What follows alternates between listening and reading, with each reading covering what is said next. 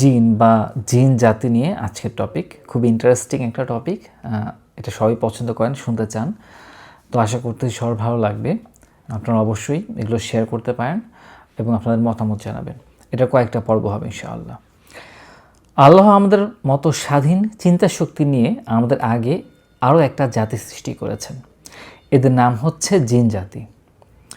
মানুষ ও জিন এই দুই জাতির স্বাধীন চিন্তা শক্তি আছে স্বাধীন সিদ্ধান্ত গ্রহণের ক্ষমতা। আর এই দুই জাতির জন্যই রয়েছে বিচার দিবস, জান্নাত ও জাহান্নাম। আমাদের সৃষ্টির আগে আল্লাহ তাআলা জিন সৃষ্টি করেছিলেন। আমরা মাটির তৈরি বা আমাদের সৃষ্টির মূল উপাদান মাটি ও পানি, এবং তাদের মূল উপাদান আগুনের শিখা। তো অনেকে ধারণা করেন যে জিন যেহেতু আগুনের তৈরি, তাই জিনের দেহ থেকে অনেক উত্তাপ বের হয়। কোনো স্থানে বেশি গরম মনে হলে সেখানে হয়তো জিন আছে। আসলে এইরকম কোনো কথা সত্য নয়। যাই হোক, মানুষের চেয়ে জিন পাশবিক প্রবৃত্তির দিকে বেশি ঝুঁকে যায়। ঝগড়া হানাহানিতে তারা মানুষের চেয়ে এগিয়ে আছে অনেক বেশি। জিন নিয়ে কিছু স্পেসিফিক পয়েন্ট আমি শেয়ার করছি। এক নম্বর হচ্ছে গিয়ে জিনদের দেখতে পাওয়া। তো জিন ও আমাদের মাঝে আল্লাহ একটা পর্দা তৈরি করে দিয়েছেন, অনেকটা ওই যে বলে না যে প্যারালাল দুনিয়া, তো এরকম একটা প্যারালাল দুনিয়ার মতো। আমরা একসাথে একই পৃথিবীতে বসবাস করি, কিন্তু আমাদের ও তাদের মাঝে আছে এক অন্তরায়। কল্পবিজ্ঞান প্যারালাল ইউনিভার্সের কথা বললে আমরা এরকম কাছাকাছি কনসেপ্ট দেখতে পাই। 1400 বছর আগে থেকে বিশ্বাস করি আমরা সবাই।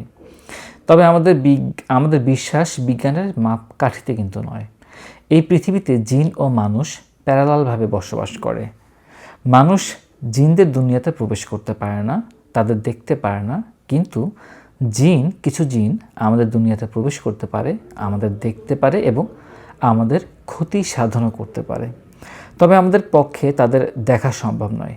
এমনকি কোনো মোবাইলে, মানে অনেকে বলে না যে মোবাইলে দেখা যায়, তো কোনো মোবাইল ক্যামেরা, কোনো ইনফ্রারেড লাইট প্রতিফলন করেও আমরা তাদেরকে দেখতে পারবো না। এটাই হচ্ছে বাস্তবতা।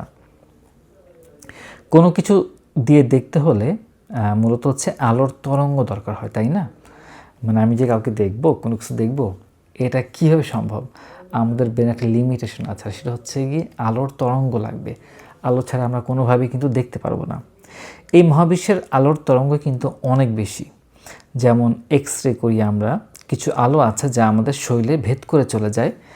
এক্স রে মেশিনে সেই আলো ধরা পড়ে, তাই আমরা দেখতে পারি আমাদের শরীরের ভেতরের কী অবস্থা। কিন্তু এই আলো আমাদের চোখে ধরা পড়ে না। চোখে যদি ধরা পড়তো তাহলে আর এক্স রে মেশিনের কিন্তু আমাদের দরকার হতো না। চমৎকার না বিষয়টা? এমন অনেক আলোর তরঙ্গ আছে যা আমাদের চোখে ধরা পড়ে না, যেমন ইনফ্রারেড, তারপর হচ্ছে গিয়ে ultraviolet, radio wave, microwave, gamma ray ইত্যাদি। তবে এগুলো বিশেষ মেশিন দিয়ে ধরা যায়। যাই হোক, যদি কল্পনা করি 1 কোটি আলোর তরঙ্গ, তাহলে আমাদের চোখে মাত্র 1% তরঙ্গ ধরা পড়ে। আর নানা রকম মেশিনে অনেকগুলো আলোর তরঙ্গ ধরা পড়ে, কিন্তু বাকি আলোর তরঙ্গর মেশিনেও ধরা পড়ে না। এটার একটা চিত্র আমার কাছে আছে, যদি আমার মনে থাকে ইনশাআল্লাহ দিয়ে দেবো, নাহলে আপনারা মনে করে দিতে পারেন যে ভিজিবল লাইট যেটাকে বলা হয় আমাদের চোখের মাপ, এবং ওইটা অ্যাকচুয়াল আলোর তরঙ্গ থেকে জাস্ট কতটুক, হ্যাঁ, যেটাই বললাম না, যদি 1 কোটি হয়, জাস্ট 1% আমরা নিজের চোখে এবং মেশিন দিয়ে দেখতে পারি। তো এই মহাবিশ্বের ঠিক কোন আলোর তরঙ্গের কোন ক্ষুদ্র একটা স্পেকট্রামের মাধ্যমে জিনকে ডিটেক্ট বা শনাক্ত করা সম্ভব কি সম্ভব না, তা আমাদের জ্ঞানের বাহিরে। আমাদের পক্ষে জিনদের দেখা সম্ভব না, কোনো মেশিন ব্যবহার করেও সম্ভব না। তবে তারা যদি রূপ পরিবর্তন করে আমাদের সামনে আসে, তাহলে দেখা সম্ভব হতে পারে। জিনেরা মানুষের আকার ধারণ করতে পারে এবং মানুষের মতো কথা বলতে পারে। মানুষ ছাড়া অন্যান্য প্রাণীর আকারও ধারণ করতে পারে, যেমন সাপ, কুকুর ইত্যাদি। একবার বদরের যুদ্ধের সময় ইবলিস শয়তান এক গোত্রের নেতার রূপ ধরে মক্কার কুরাইশদের কাছে গিয়ে রাসূলুল্লাহ সাল্লাল্লাহু আলাইহি ওয়াসাল্লামের বিরুদ্ধে যুদ্ধ করার জন্য উৎসাহ দিয়েছিলেন। তার আগে মহানবী সাল্লাল্লাহু আলাইহি ওয়াসাল্লামকে হত্যার পরিকল্পনায় সাহায্য করেছিলেন ইবলিস নিজে। যখন মহানবী সাল্লাল্লাহু আলাইহি ওয়াসাল্লাম মক্কা থেকে মদিনায় হিজরত করবে, ইবলিস সেই হত্যার পরিকল্পনার মিটিংয়ে একজন বয়স্ক ব্যক্তির রূপ ধরে এসেছিলেন। তো এই হচ্ছে মূলত বিষয়টা, যে তারা হচ্ছে রূপ পরিবর্তন করতে পারে এবং আমরা তাদেরকে দেখতে পাই না, শুধুমাত্র রূপ পরিবর্তন মানে একটা ফিজিক্যালে ওয়েতে আসলেই আমরা দেখতে পারি, যখন লাইট তাদেরকে বাউন্স করবে। তো যাই হোক, নেক্সটে আমরা জানবো জিনদের দক্ষতা, ভাষা, ধর্ম, তাদের চলাচল, বসবাস এবং আরেকটা ইন্টারেস্টিং বিষয় নিয়ে আমরা কিন্তু জানতে পারবো, সেটা হচ্ছে গিয়ে জিনের আসর নিয়ে। জিনের আসর বিষয়টা আসলে কীভাবে কাজ করে।